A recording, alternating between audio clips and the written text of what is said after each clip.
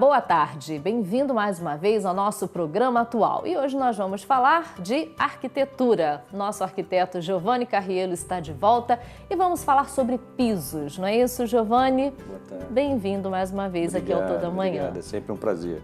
Bom, pisos sem assim acho que a gente podia ficar 10 dias aqui falando e tem muita coisa. Verdade. Mas a gente vai falar de pisos assim de quintais, né? Que você pode dar uma remodelada no visual de muita coisa. Hoje a gente tem uma preocupação muito grande com essa permeabilidade dos pisos externos. Sim. Né? A gente tem aí a questão das gramas, que é um elemento não só muito decorativo, né? Muito permeável, quer dizer, ele absorve muita a água de chuva, né?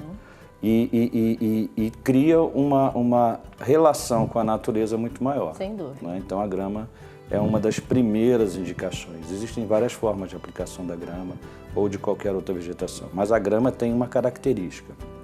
Você tem não só a permeabilidade, como você também tem a condição, o excesso dessa água ser levado para alguma caixa de areia, algum ralo, vamos dizer assim. Né? Então ela é um conjunto muito apropriado, principalmente para a nossa região, porque a gente tem agora, nesse período, muita precipitação de água, né? Mas ela precisa de sol, que é outro aspecto. E precisa de manutenção. E manutenção, também, né? A grama cresce. Né? Ela cresce, né? Você tem tipos de grama, né? Já até trouxe uma Vamos mostrar uma um pouquinho essas fotos? Né? Primeiro eu trouxe aí, tem os tipos de grama, né? Tem a Batatais, Santo Agostinho, tem ao lado tem ali a esmeralda, que é uma das mais usadas, tem a grama azul. O que significa esse tipo de grama? Né? É essa trama que ela cria, né? A folha é maior, a folha é menor, quer dizer, você tem uma condição não só estética, né? De durabilidade, ou seja, tem a grama com a folha maior, aquela grama que a gente vê, às vezes até em campo de futebol, de várzea, né? Aquela grama maior, você tem uma grama mais resistente, então ela cresce muito, mas ela é muito mais resistente. Tem algumas mais claras, outras mais escuras? Tem a mais clara, tem a mais escura, quer dizer, tem vários tipos de grama, né? E dá pra gente fazer um trabalho bastante assim, rico com essa variedade. Você pode mexer com várias delas para dar uma modificação de cor? Pode, quando você tem um terreno muito grande. Olha só que bacana essa. Que lindo, eu adoro isso. Porque a gente está hoje com um trabalho de tipo assim, o piso permeável e o impermeável, que é o cimentado, que são os outros que a gente usa. E aí você vê que você tem as duas coisas. Lindo. Né? Você tem um trabalho do cimentado, placas de cimentado, com a grama. Então você tem aí um espaço em que você não vai sujar o pé, né? Não vai levar a grama para dentro da casa. Não vai danificar a grama. Não vai danificar a grama. Quer dizer, você tem um benefício muito grande e integra, né, a construção. Olha, como é o nome dessas? São buchinhos. Buchinhos.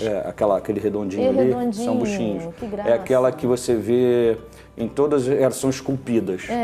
E aí você tem que continuar fazendo essa manutenção para que ela fique com esse formato. Senão ela fica completamente fora do padrão.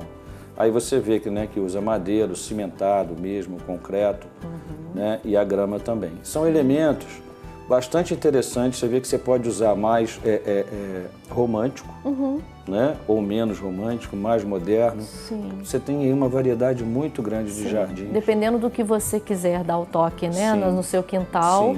Se você quiser botar uma namoradeira, por exemplo, tem que ser uma coisa mais romântica. Exatamente. Aí você tem também plantas agregadas. Sim. Uma churrasqueira já pede uma coisa mais acimentada, com só uns detalhes. Ou um piso mais rústico. Aí você tem várias formas de fazer isso. Sem dúvida. E a questão do piso de jardim e também, hoje o assunto seria a gente falar sobre a questão do cimentado. Né? Hoje, a grama, você tem, né, que tomar um certo cuidado com drenagem. Sim. Embora seja permeável, nem todo solo ele absorve toda a água. E aí tem como fazer isso no projeto, né? No projeto. A gente tem umas fotos que também a gente trouxe, né? Você tem todo o substrato que é orgânico, a grama, o substrato orgânico, aí você vem com a terra, depois você vem com a brita e depois com uma tubulação de própria para drenos, né? E que você pode levar para onde você quiser. No caso, a grama, então, ela tem que ser como se você fosse plantar uma planta, né? Meio que num vaso. Até só que o mais. vaso tem os furinhos, só que numa proporção muito maior, né? É mais porque você tem o quê? Você tem que ver o caimento desse terreno, né? Você tem que fazer todo um trabalho de compactação desse solo para quando você botar o tapete de grama, que é em placas, né? Você não tenha irregularidades. Para que isso não dê, por exemplo, umidade na casa depois, né? Ou no próprio terreno. Ou no próprio terreno. Quer dizer, você tem que ter uma visão, né, dessa precipitação de água no terreno para ver se precisa uma drenagem maior ou menor, ou se só com a inclinação do terreno você já faz o caminho de dreno. Tá, então a gente vai para um intervalo comercial, a gente vai continuar falando sobre esse assunto. Não saia daí, tem uma coisinha muito saborosa e a gente continua com o nosso arquiteto Giovanni Carriero.